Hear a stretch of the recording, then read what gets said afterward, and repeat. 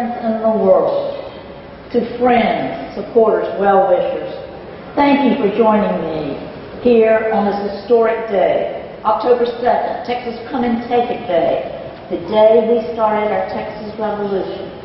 And in a historic hotel, the Driskill Hotel, where so much Texas political history has been made. And we hope a historic occasion. For it is today that I declare in 2014 I will be a Libertarian candidate to be your next governor of the state of Texas.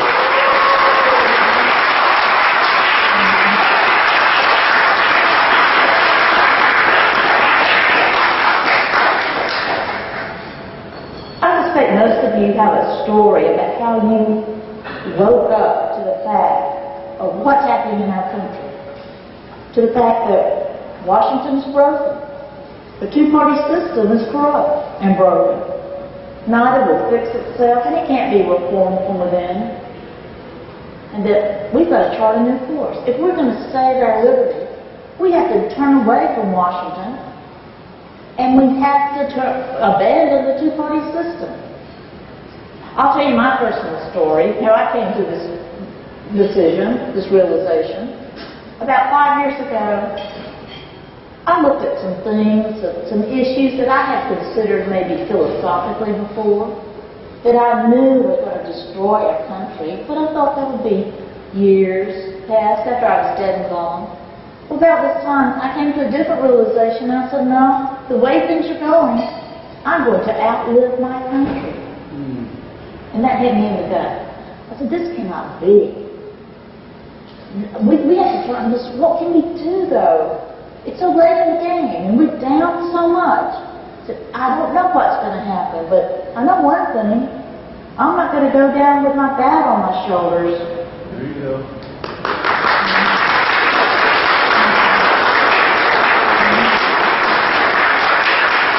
No, if they want my liberty, our liberty that bad, they're just going to have to come and take it.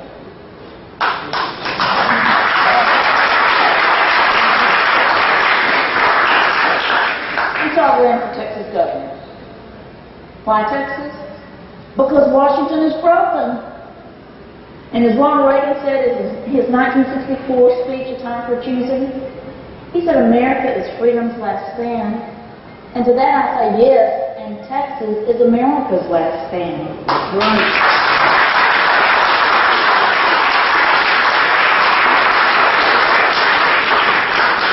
Why governor? That would take a little more explaining.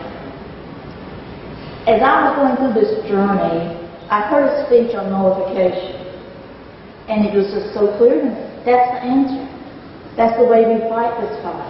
That's what we could have been and should have been doing all along, and we can do again.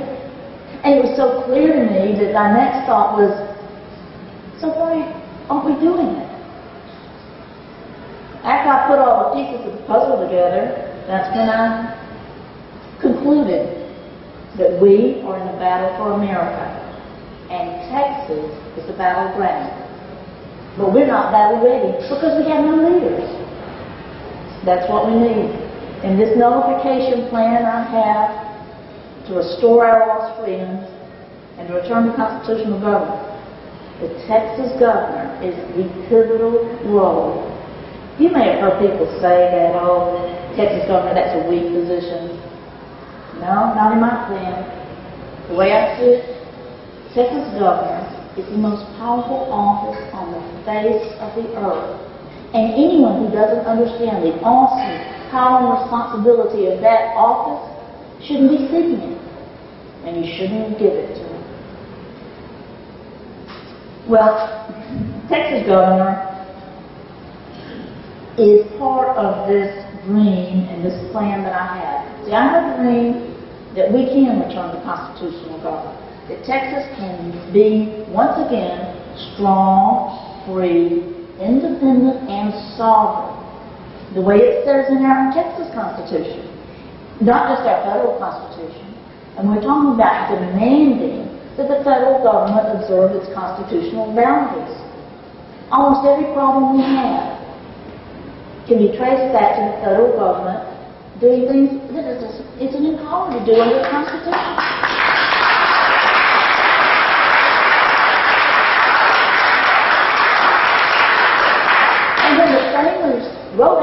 Constitution and set this up, they knew that was going to happen. It wasn't like they couldn't see this coming.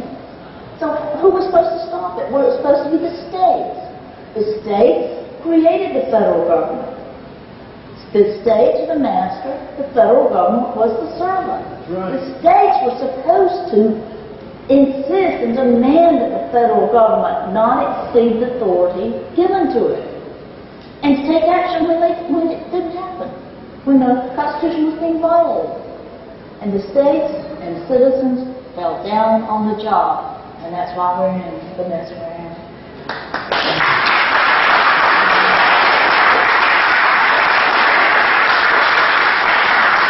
So that's my dream. It may seem lofty, but in some ways it's very mundane.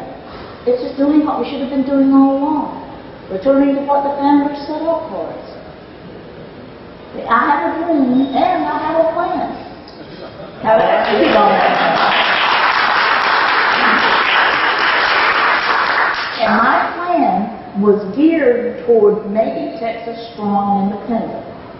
Looking forward to that day that may not be too far along the road, when Washington is no longer broken, but completely collapsed. And everything that we are used to getting from Washington, like 35% of our state budget, and other things that we think we have a right to expect, it's just no longer happening. And we have to, of necessity, stand on our own 2 feet, as we really should have been doing all along.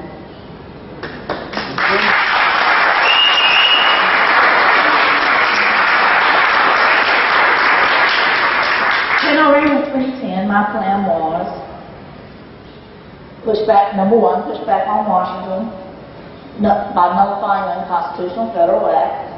Number 2, secure our border using our own Texas State Guard. Number 3, restore fiscal sanity by slashing our budget 50%.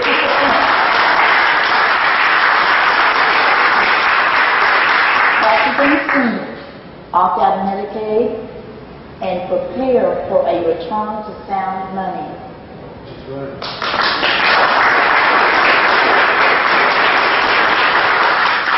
And 4 was protect private property rights in the eminent domain abuses, in property taxes, and defend our water rights, which is increasingly under peril, and our gun rights. Because if we don't maintain our gun rights, we won't be able to defend any other rights. Right.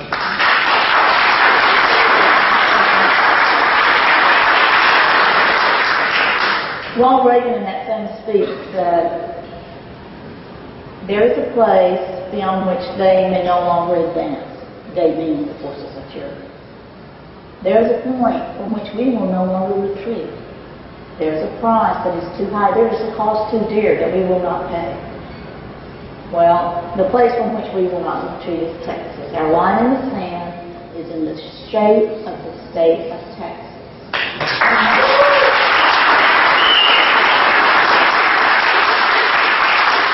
And the cost that is too dear that we will not pay is taking away our guns. Because that's what we have to have. You can give up some rights and hope to get them back. But you give up your rights, your right to defend yourself, and you protect all your other rights, it's gone forever. I look at, as I prepare for 2014, I look at my plan for 2010 and I see all those problems that these points were designed to address, they still exist. In fact, they're a lot worse. So that's don't need to make too much adjustments there, except I would add one, and that's education. I now see that the reforms that I urged in 2010 that I thought were so revolutionary at the time are probably too little too late. I've seen with C-scope and other ways how the federal government has intruded and insinuated itself into our public schools at the local level, things that nobody ever knew about. And I'm saying what's going on here is a violation of our Texas constitutional mandate that we have a system of free and efficient education, which is geared for the purpose of preparing our citizens to understand their liberty and being able to preserve it. What I see in the government schools now is just the opposite. They're not educating citizens to love liberty. They're indoctrinating our children to accept socialism and to hate America.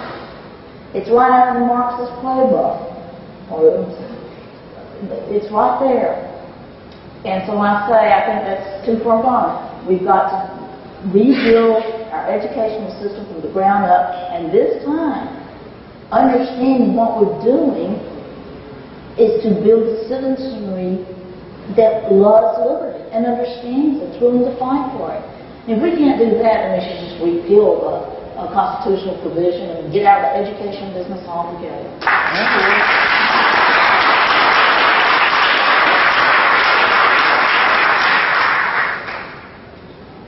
In 2010, I promised you that I would run the most active, highest profile, best funded campaign in Texas Libertarian history.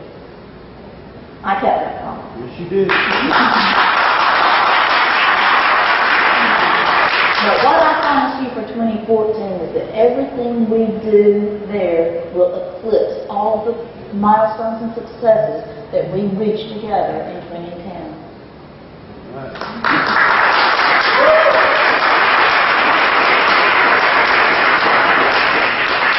They may outspend me. Well, no may about it. They're going to. The Republican front runner has $20 million in the bank, and they say he's going to have $40 million before he's through. That's money that came from the rich and powerful, given in confidence that their investment would make them more rich and more powerful. I can't compete with that. I don't really want to compete with that, because H.L. Mencken said that an election is an advanced auction of stolen goods. It is.